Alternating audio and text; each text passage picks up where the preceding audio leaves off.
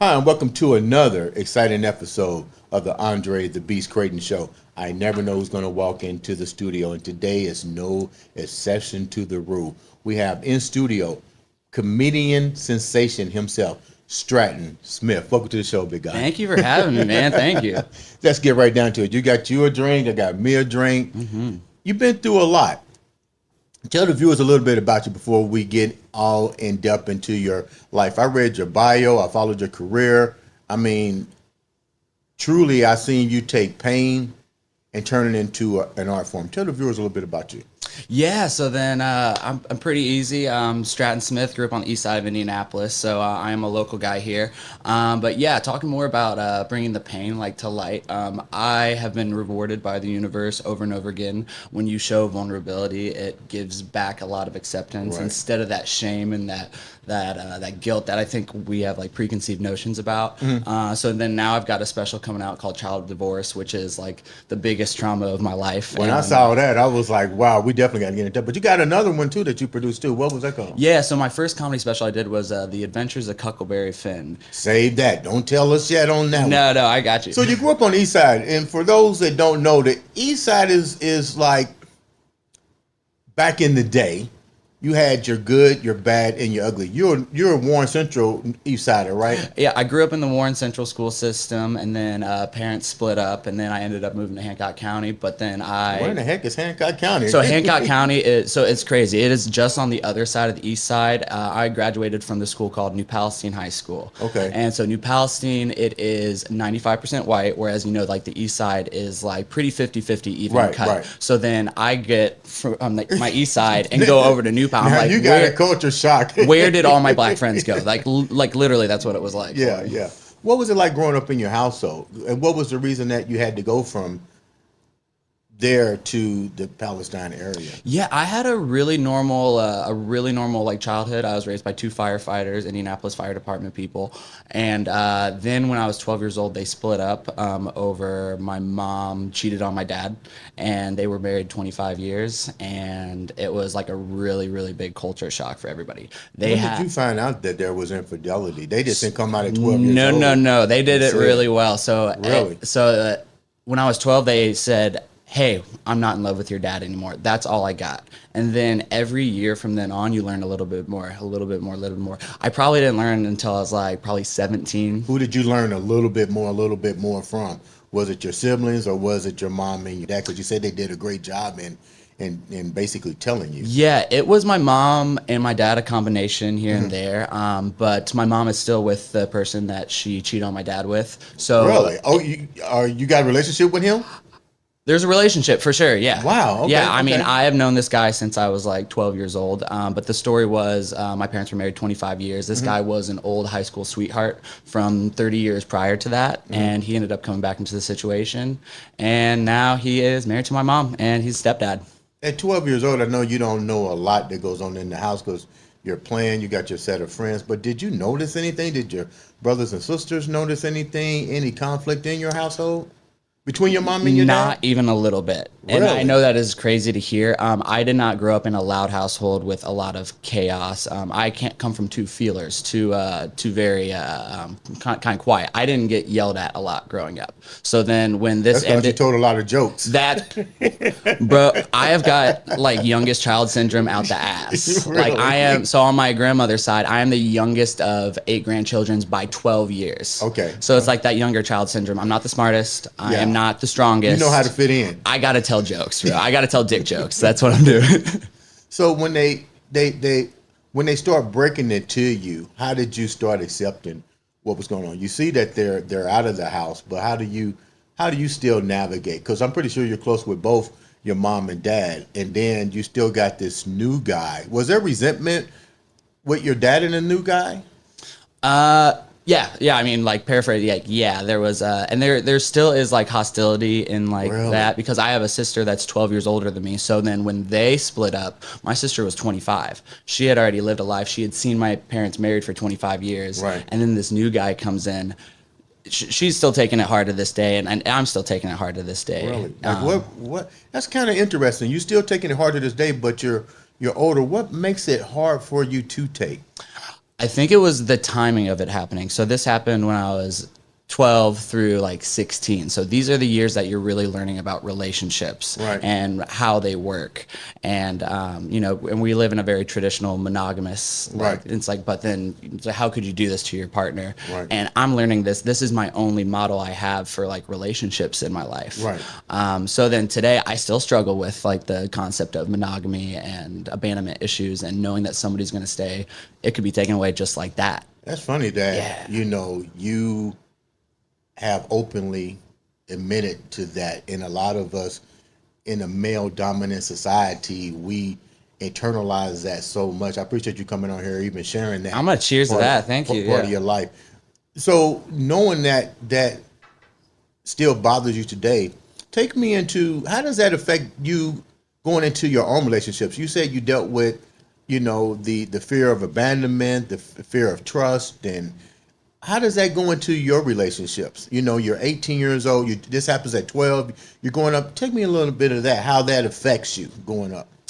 Yeah, I mean, I think for a while, especially like during like my college days, I was like a serial monogamous, like just going like from like relationship to the relationship, following this pattern that I think a lot of us, like men and women alike, it's like you get married, you get a job, you get married, you have kids, and then you die with that person. Mm-hmm. And then you learn that that is not the only way that a happy, successful relationship can be. Right. So then, like for me, like with monogamy, like I'm like ethically non-monogamous. So then, What the heck does that mean? oh, I get that all the time. So then monogamy is like, hey, I just have one partner, one person, and I do not.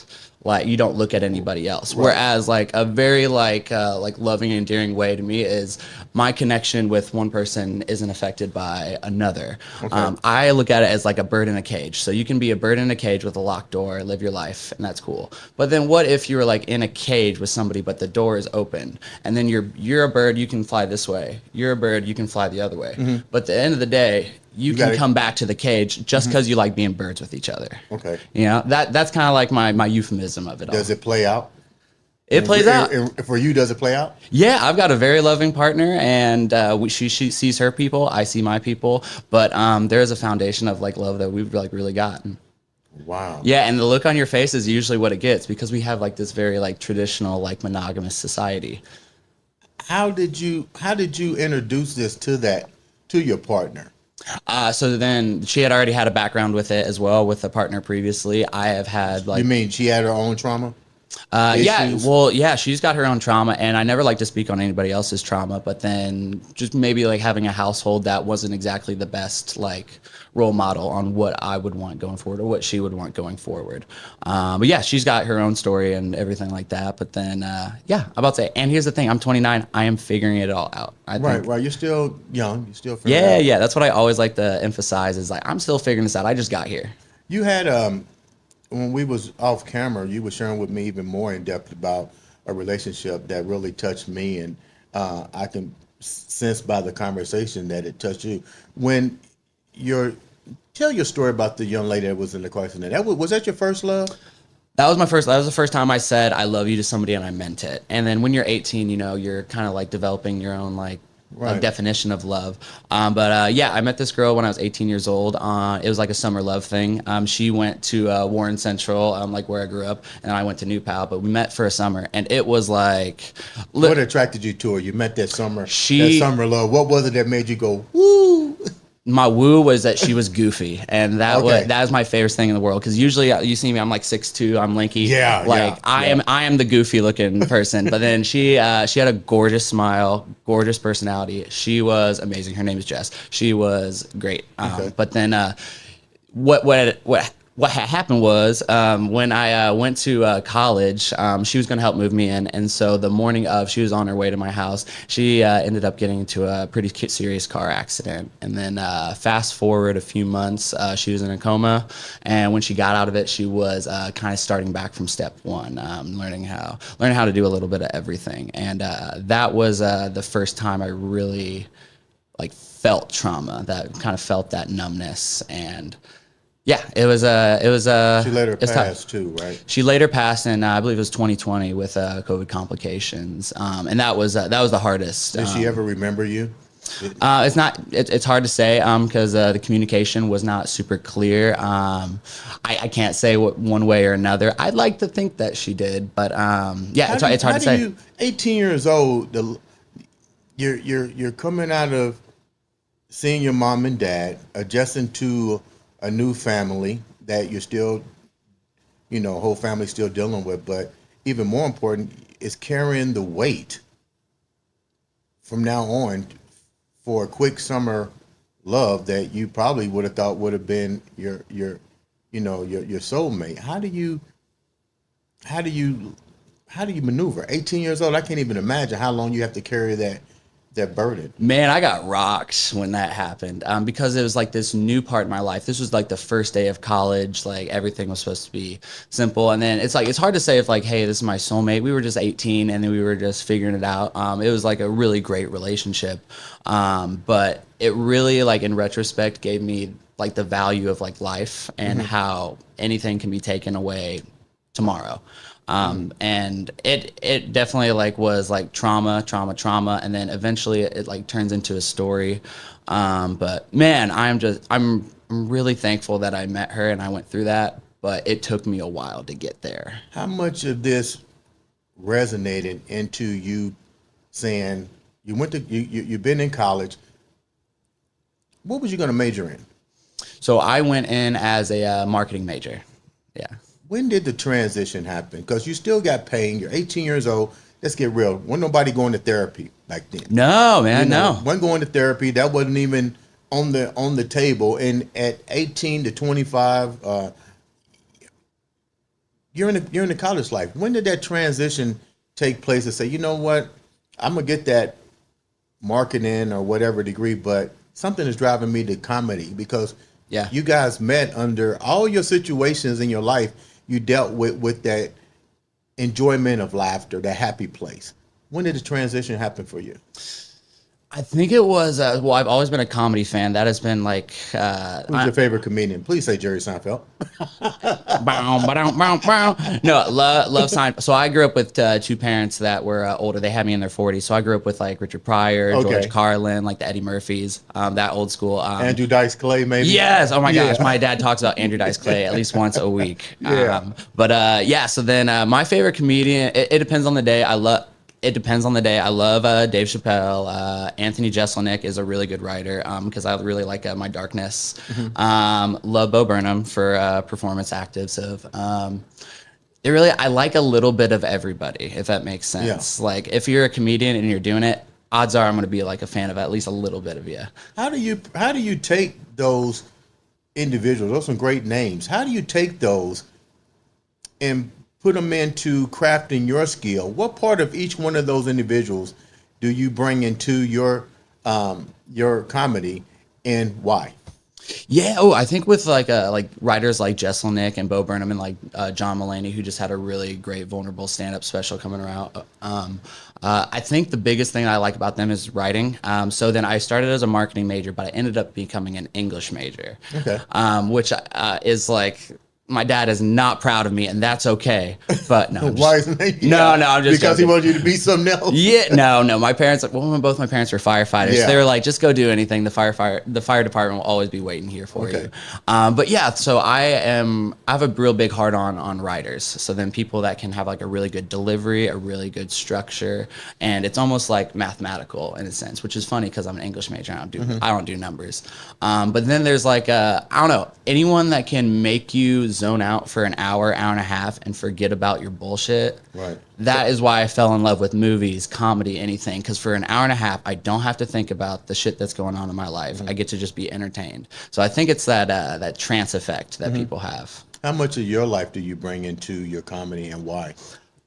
I'd probably say a pretty healthy, like 90%. What I've found is the greatest things in the world that are funny are true. So there's a lot of... What they call it, a conspiracy theory. I told somebody today, I said, conspiracy theories usually have a little bit of truth in it, if not 90% truth. Just a layer, just a layer. And I Yeah. love getting into conspiracy theories. Don't get me wrong. But yeah, I think so. For example, The Adventures of Huckleberry Finn. I wanted to talk about Yes. that. Yeah. So then that is a shout out to like my English major a little bit, because there's the Adventures of Huckleberry Finn, Mark Twain's novel.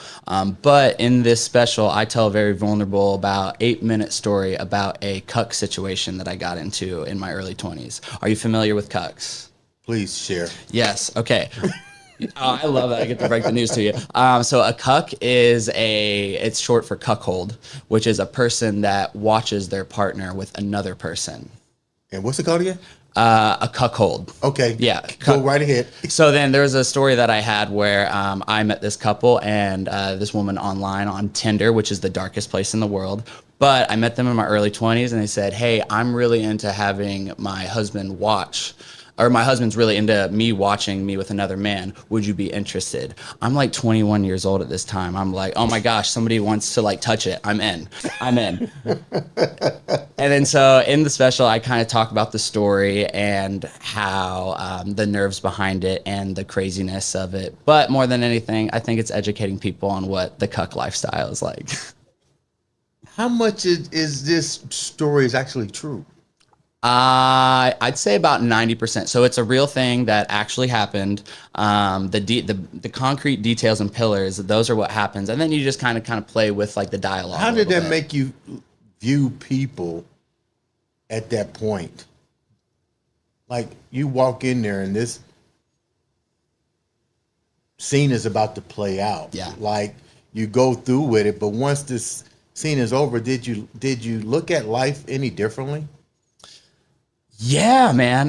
Well, then kind of what happens when I got there, the girlfriend wasn't there. So the boyfriend opened the door and he says, hey, this is actually a surprise. She doesn't know that you're going to be here. I talked with her before, but then apparently he didn't tell her that I was coming over. I was going to surprise him. We waited 3 hours before she came over. And in that 3 hours, I thought this guy was going to murder me. I didn't think that the girlfriend was real. I didn't think that, I thought he faked everything. And we are just literally playing video games and smoking weed for 3 hours. That is what we're doing. And then at some point it hits me. I'm like, this guy's about to murder me. And I didn't tell anybody. You're playing Jason Bourne now? Yes, 100%. Oh my God, it's Jason Bourne. But then she gets in there and it is the most normal thing in the world. So this wasn't new to her. I don't think this was their first time. And then I was just like, okay, well, this is all right. But what was normal was it was going down, and it's not like this guy's watching intently or anything. This guy was just playing video games, eating Doritos, and every now and then he'd look over and go, huh.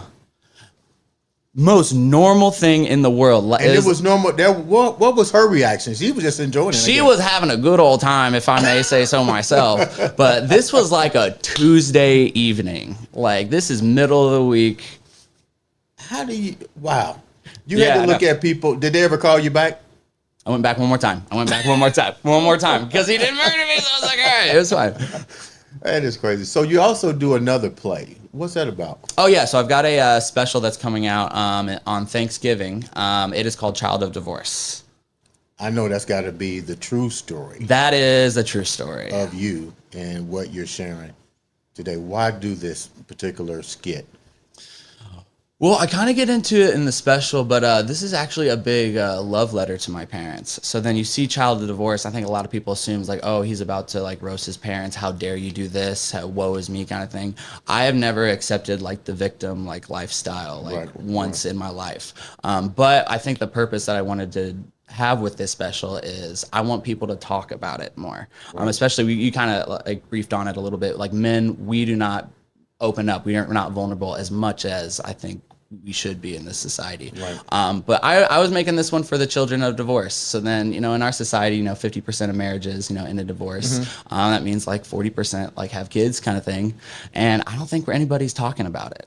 But there's just a lot of loneliness and kind of embarrassment, I think, when your parents like split up. Have you shared this with your parents that you're getting ready to Oh, they were in the audience, my guy. Really? What was their reaction? My dad loved it. He's a big comedy fan like me. He is big supportive. He's a huge support in my life. I have nothing but good things to say about him. But he was very cool with it. But then you could kind of see like he was a little bit like twitchy on his arm a little bit, and so I didn't know if he knew what I was going to say. Mom had a little bit more trouble with it because she's not necessarily like the good guy in the story, but I have a very close relationship with my mom, and I've explained to her this is just a story now. If this can be a send-off to my trauma, tip of the cap, maybe it will be, maybe it won't, but there's a lot of love in this special for my parents. What were some of the things in the performance that resonated with them? Like maybe one or two things that you released and you can see in their expressions that you delivered your message. I think one of the biggest messages that I relayed to him was kind of like, I'm not the woe is me, I don't need this. This was like a love letter to my parents. Even though it didn't work out with them, even though they have their own beef, during the process, I never felt unloved once. By either side. By either side. They both like fought for me. My dad like went to bat for me from the very beginning. My mom, she's figuring life out. She's got this new guy. She can't deny like these feelings or anything, but she's got a family with like a loving husband that she had to address. I can't imagine how hard that must have been for her, like wanting to live her truth and like let her heart just kind of like blossom. But like I'm, tied to this family, and I'm gonna break some hearts, and she broke some hearts. And you've also broke some traditions. You're the first blood. Explain that. Yeah. Well, it's not a Crip, but I do look good. I do look good in blue. Don't get me wrong. In my college, on my blood side and my dad's side, no male had graduated college before. Nobody had ever gotten like a 4-year degree or anything like that. So when I did it, I was like, I'm gonna be an English major, and they're like, all right, whatever. Set the bar low for us all. How does that make you feel, being the first? When I was it's always that special thing. Yeah. You're the first. You had the first on the cuckold. Yeah. Well, I'm just glad I get the. So now you're the first to get that degree. What's that like now? It's not as like crazy big. Like I walk around with like a lot on my shoulders or anything like that. I got set up really well by two parents that sacrificed a lot. When my parents were together, they were two hippies in the late 60s, early 70s. They didn't have much to their name. To be able to like send like a kid to college was, I think insane. Neither of them ever got degrees, but they still are like very hardworking. Like they were firefighters for a living, which is like the coolest thing to say that your parents are ever. Yeah. If I had two cop parents, it would be a very different story. Yeah. Very different. A very different story. I mean, one thing my grandma always said to me was they can never take your education away from you. So no matter what, like I'll always like have a degree or something like to hold to my name. In terms of like comparing myself to like the rest of the people like in my family, not so much, because there's still like honorable people, and like we still like need jobs that don't require like college degrees or anything. So it's not that special, but then at the same time, it's like, hey, pat on the back for Stratton. He's got student debt. Congratulations. Right. Just sitting here talking to you and meeting you for the first time, man, it's amazing. You still walk around with that smile on your face. You clearly took trauma and turned into a smile. You keep in that beast frame of mind. You're positive. What was one of the most important things you learned so far out of this journey? Man, can I take a drink for that Yeah. one? That's a fantastic question, man. I think it's that bourbon. It's a good. This is fantastic, by the way. I think one of the biggest lessons I've learned, we talked about like using your vulnerabilities. I kind of like as a weapon. I use it as a weapon. So then humor has been like a coping mechanism for me since I could remember. I've got that youngest child syndrome. Right. I think if you're able to laugh at something, that is a part of the grieving process.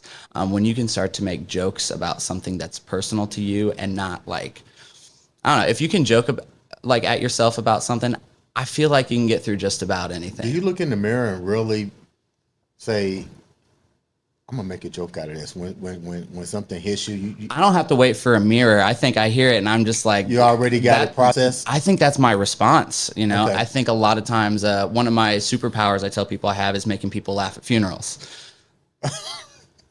we're gonna ask somebody to get in contact with you. Yeah. I mean, if you hit me with your obituaries, I will show up. I will $50 a pop. I don't know. Yeah. But no, I think with laughing about like trauma, I think that is for me and like my personality, that is like the first step to like the grieving process. And a lot of times I'll make a joke immediately just to get that. But at the same time, I'm a clown. So then the clown is a very I don't know, honorable role in society. Speaking of clowns, I'm gonna ask you this. Yeah. One of my favorite movies, and I've watched this at least 6 times because I like to really dig to the dark side of a movie. You know what I mean? I love The Joker. Yeah, the new one. With Joaquin Phoenix. It is. Oh my god! It took a while for me to keep watching it, but here's a guy. You guys almost have like the same story, so to speak, but not with the ending that happened. I'm not shooting Robert De Niro. It's not happening, Andre. Yeah, and what's your take on that? Since you mentioned the word clown, because he's an entertainer in a world of chaos and drama, but he's an entertainer trying to find himself. And the cool part about that movie, if you really dig deep into it, it was at the end when he says, "You pass me every day, and you never pay me no attention." But it took a senseless act for somebody with money to come out and recognize, but nobody paid that guy no attention, who's simply trying to bring smiles to people's face. Yeah. What's your take on that? Well, that movie is real special because I moved to Michigan for a girl, and I think it was like a week or two after the breakup, I went and did my therapy session, which therapy for me is going to a movie theater by myself, getting a big soda, big popcorn. The movie I saw was The Joker. Really? Oh my God. So the universe just brought, yeah. So that was the first time I was able to zone out, trance out, and look at something. And I am a clown. So then I'll have to show you a tattoo, but I have a tattoo of a clown on my arm. My dad used to be a clown back in the day. Get out of here. He went to clown school, the whole shebang. He specialized in juggling. Really? So this is a family affair. We're a family of clowns. But the clown is I think a role that isn't talked about much in our society. If you go back to Victorian times, the clown was the person that was inside the castle with the jester. King. The jester, he was hanging out with the kings, everything, learning everything. They listening to all the conversations, entertaining, and then jester, they still go back to the people and they'll relay to the people what's going on in the castle in a humorous way. In a humorous way, get all their attention. A comedian, a clown, whatever you want to call it. I like to call you guys entertainers. Thank you. Yeah. That's exactly what it is. I relate with entertainers because I don't like to choose one route or anything like that. But in my career, my job is a server at Dick's Last Resort. Okay. Yeah. Have you heard of that place? No, but please tell me. Oh my gosh. So this is the second time you used the word dick or cock. Yeah. Wait for my special, man. Dick's Last Resort is an entertainment restaurant. It's a restaurant chain, but they give a rude, sassy service to their patrons. What do you mean? So then, you go to eat at Dick's Last Resort. I'm gonna be a little bit of a dick to you, for an example. We're all dicks, and I got you. Yeah, so we're gonna be rude. We're gonna be like, here's your menu. Here's this. Take this. You can be really mean. You could be rude. You can be sassy, sarcastic. Me, I'm a goof dick. So then you'll just see me kind of twerking at work all day long. Where's this place at? Downtown Indianapolis. Oh man, you gotta come to the restaurant. I don't know if I can make it in. I think somebody give me rude service, man, I go off. Hey, yeah, but then that's because you wouldn't expect it anywhere else. You go to Olive Garden and somebody get oh my God, yeah. Yeah, and it's like, no, you give me my salad and my breadsticks. I just had bad service yesterday at a Chinese restaurant. Won't mention their name. Asked for a simple fried rice with eggs, peas, nothing else. Get home, open it up, everything's in there. Onions. Yep. This, that, and other, and they go, well, you can bring it back. Okay, I'm already home in the bed. You know what I mean? I like customer service. I might go try that place out to see what kind of rude service I'm gonna get. Dude, request me. I will take care. Dude, I will take care of you. But what's funny in my, because I have 2 jobs. My other job, I'm a customer service trainer. Get out of here. Yeah, I'm a customer service trainer for Enterprise Rent-A-Car. So you know how to tell them you need to be rude to this person. good to that person. Yeah, because I'm like my day job. I'm like very nice. It's like, oh yeah, let's get you into that car, and it's like, oh yeah, what's your email? I'll send everything. Oh, have a good day. Really? And then at the my job, I just call children Amber Alerts for like an hour and a half, and their parents love it. How do you, before we wrap up, how do you maneuver all of these things and still work at your craft? And second part of that question is, you also got something new that you've been working on, 1 year anniversary. Congratulations on your podcast. Tell us about that real quick. Well, yeah, I think what you're saying is I'm a busy guy. I'm moving. But yeah, we just hit a year on our podcast, Platinum Banner. It is with my best friend in the world, Daniel. He is my quote unquote life partner. We room together. We do trips together. We have this podcast together. It has been so much fun, and I just love meeting new people and having new conversations. And I get to do it with my best friend. What's the podcast about? So then we like to highlight, we have a segment called Lit, Local Indie Talent. So then I know a lot of comedians and not a lot of other people that have come in our sphere. But we've had comedians that we like to highlight. We've had dancers. We've had we just had a health guy on, a health fitness guy. We do like anybody on the show that's in indie that's creating something out of nothing. What do you think about the podcast industry now? You've been in It's hard, man. It's hard. Well, it's so saturated. But what I've noticed is your vibe attracts your tribe.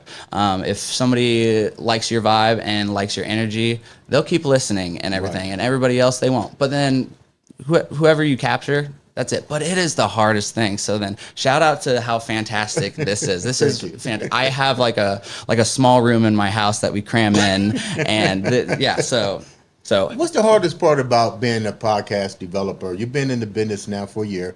You're also in the entertainment field. You're in the rude customer service industry. But what's the hardest part about being successful for a year? Because I know doing a podcast, this is our second year. I know it's hard. What was hard about developing your show? Man, I think for Platinum Banner, it was kind of like the motivation of comparison. So then I got into podcasting because I'm a podcast fan. I got into comedy because I'm a comedy fan. And the biggest thing I think I've learned in this year is comparison is the thief of joy.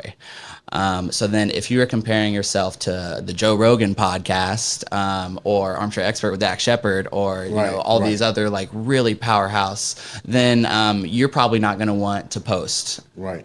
And I think it is just about like getting it out and just like keep the content coming, and then your vibe will attract your tribe along the way. But it is hard not to say like, hey, I want this instant success now. I want the followers now. I deserve it. I'm being vulnerable on a podcast. When am I going to get my reward kind of thing? But yeah, the universe is always listening. Before we wrap up, you're doing something downtown. How can the viewers come to see your show that you're doing downtown in Indianapolis? Oh yeah, so Dick's After Dark. It is so it's at Dick's Last Resort, the place I told you about. So this is the first time I am running my own show, and I am giddy about it. I've got 4 of my favorite people in the world: Terry Shepard, Chelsea Snedden, Jose Munoz, and Duncan Kissinger. They're some of my favorite comics in the city. But we're just going to have a little Black Friday show. So then 10 o'clock at Dick's Last Resort. It is free. So go blow all your cash on Black Fridays downtown at the mall. You can go watch the lighting. But then if you want a free comedy show, come down to Dick's Last Resort. It is going to be a blast. How can the viewers reach out to you? I am on your podcast and everything. Yeah, so if you want to follow the podcast, we're the Platinum Banner podcast on Spotify and Apple Music. But then if you want to follow me, I am Stratton Smith on Facebook, and give me a follow on Instagram. I am at Weird Strat. Ladies and gentlemen, this has been no other than Mr. Stratton himself, entertainer, Mr. Stratton Smith, on the Andre the Beast Creighton show.